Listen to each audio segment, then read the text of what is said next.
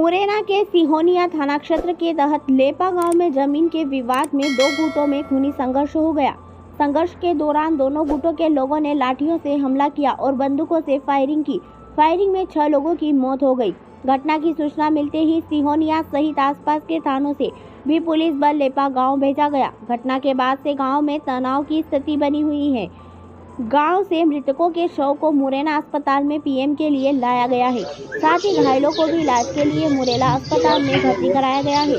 Firing में less कुमारी पत्नी वीरेंद्र सिंह, बबली पत्नी नरेंद्र सिंह तोमर, मधु कुमारी पत्नी सुनील तोमर, गजेंद्र सिंह पुत्र बदलू सिंह, सत्य प्रकाश पुत्र गजेंद्र सिंह, संजू पुत्र गजेंद्र सिंह।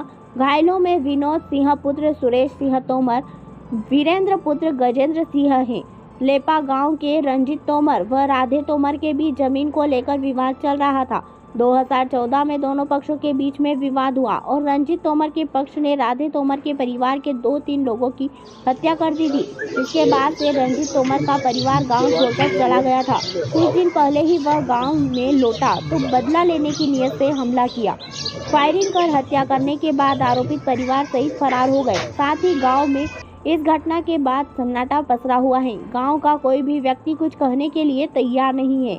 पुलिस मौके पर पहुंच गई है, साथ ही आरोपितों की तलाश कर रही है। पुलिस को उम्मीद है कि अभी आरोपित खेतों व बीहड़ों में छिपे हो सकते हैं।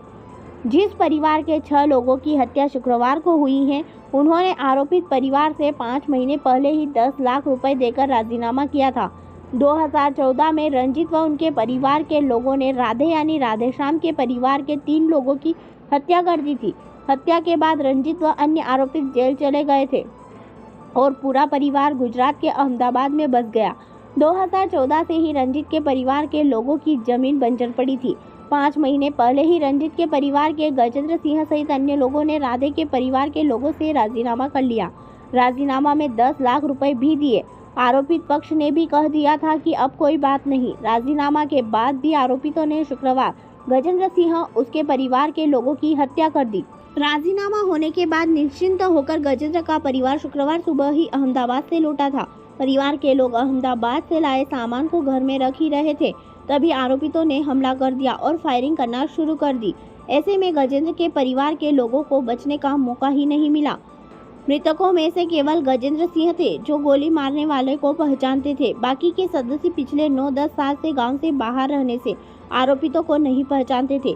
इस वजह से अब गोली मारने वाले आरोपितों की पहचान करने में भी पुलिस को परेशानी आ रही है। गांव के लोग भी अपना मुंह नहीं खोल रहे हैं। देखते रहिए हमारे साथ MP7 न्यूज़।